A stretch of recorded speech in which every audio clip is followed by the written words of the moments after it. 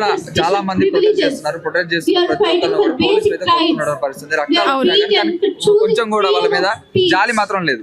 ఎంతో మంది ఇంకా నీట్ పేపర్ సంబంధించిన ప్రతి ఒక్క దాని మీద వాళ్ళందరూ ప్రొటెస్ట్ చేస్తున్నారు. న్యాయం జరుగుతుందని నమ్మకం ఉందా? న్యాయం వస్తుందని, జస్టిస్ వస్తుందని నమ్మకం ఉందా? మేము తెలంగాణ గడ్డలో పుట్టినాము అండ్ 10 సంవత్సరాల నుంచి 20 సంవత్సరాల నుంచి ఎంతో మంది పోరాటం చేస్తేనే మాకు ఈ స్టేట్ వచ్చింది. సో ఆ ఒక్క నమ్మకంతోనే రెవల్యూషన్ అనేది చేంజ్ తీసుకొస్తుంది అనే నమ్మకం మాకు తెలంగాణ స్టేట్ నుంచే వచ్చింది. ఆ ఒక్క రీజన్, ఆ ఒక్క మా యాన్సెస్టర్స్ ఎవరైతే ఉన్నారో, మన పూర్వీకులు ఎవరైతే ఉన్నారో, మన అమ్మ నాన్నలు, మన అక్క చెల్లెలు ఎవరైతే ఈ స్టేట్ కోసం పోరాడినరో వాళ్ళే మన టెస్టిమెంట్, వాళ్ళే మన ప్రూఫ్, వాళ్ళే మన నిదర్శనం. ఒక చేంజ్ అనేది వాళ్ళ వల్ల వస్తుంది అనే నమ్మకంతోనే ఎక్కడ జంతర్ మంతర్ లో ఎవరైతే ఢిల్లీలో పోరాటం చేస్తున్న స్టూడెంట్స్ కి మేము కూడా ఇక్కడ సపోర్ట్ చేస్తున్నాము. అండ్ స్టూడెంట్స్ ఎవరు కూడా మన దేశస్తులు గారు, పక్క దేశస్తులు దాదాపు 50% కూడా పక్క దేశస్తులు ఉన్నారు. వాళ్ళందరూ కూడా ఆ లేడీస్ అందరూ మీ ఇండియాకి, మీ భారతదేశానికి ఎంతమంది మొగులు ఉన్నారు అని చెప్పి కూడా మాట్లాడుతున్నారు అని చెప్పి కొన్ని వార్తలు కూడా వస్తున్నాయి. అవును, ఒక ప్రొటెస్ట్ జరిగినప్పుడు చాలా మంది పర్సనల్ బిలీఫ్స్ ఉంటాయి, పర్సనల్ అజెండాస్ ఉంటాయి, అవన్నీ ఉంటాయి. అవి అన్నిటి మీద కాన్సన్ట్రేట్ చేసి మెయిన్ కాజ్ ని పక్కన పెట్టి ఏదో ప్రొపగాండా అని చెప్పి, అజెండా అని చెప్పి ప్రమోట్ చేస్తున్నారు. కానీ అక్కడ ఎవరైతే స్టూడెంట్స్ ఉన్నారో వాళ్ళని మాత్రం పట్టించుకోవట్లేదు. ఎవరికైనా మీకు వేరే బిలీఫ్ సిస్టమ్ ఉంటుంది, నాకు వేరే బిలీఫ్ సిస్టమ్ ఉంటుంది. ఇక్కడ వచ్చిన ప్రతి ఒక్కరికి డిఫరెంట్ బిలీఫ్ సిస్టమ్ ఉంటాయి. కానీ మనం ఇక్కడ ఎందుకు వచ్చాము? ఒక కాజ్ కోసం వచ్చాము. ఆ కాజ్ మాత్రమే ఇంపార్టెంట్, అదొక్కటే అడ్రస్ చేస్తే సరిపోతుంది. మిగతా అన్నిటికీ మాకు సంబంధం లేదు. మా కాజే important.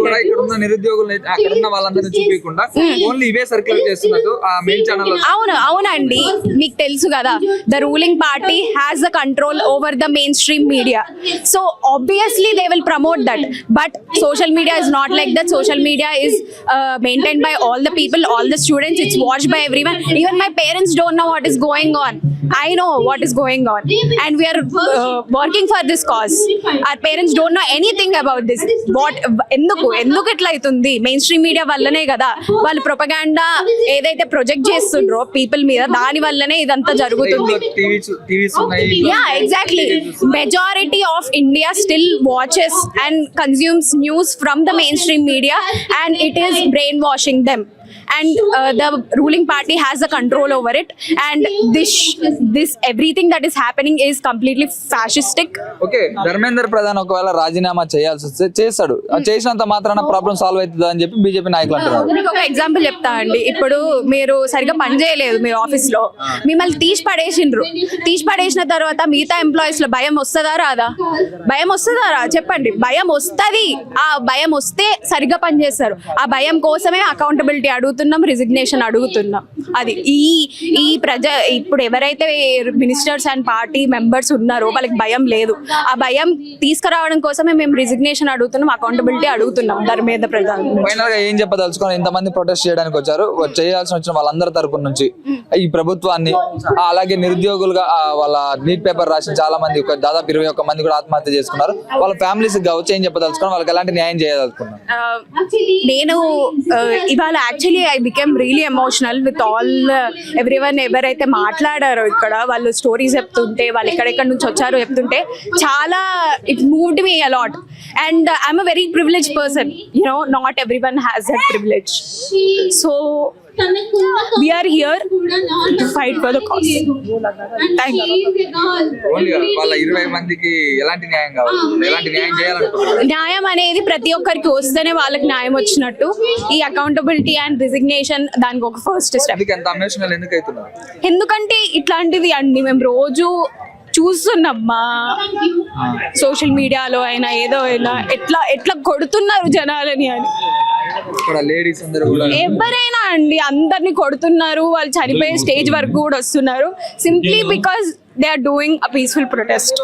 So this is completely inhuman.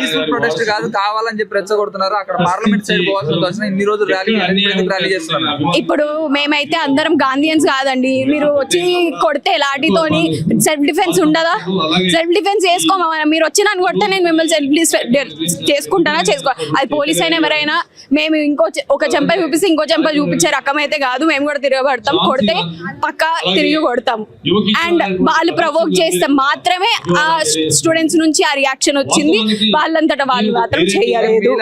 మీలా ప్రొటెస్ట్ చేసే ప్రతి ఒక్కరు ఎమోషనల్ అయితే ఇంకెవరు చేయాలి? ఇంకా మేము చూడండి, సెన్సిటివిటీ ఎమోషనల్ అనేది మా స్ట్రెంగ్త్.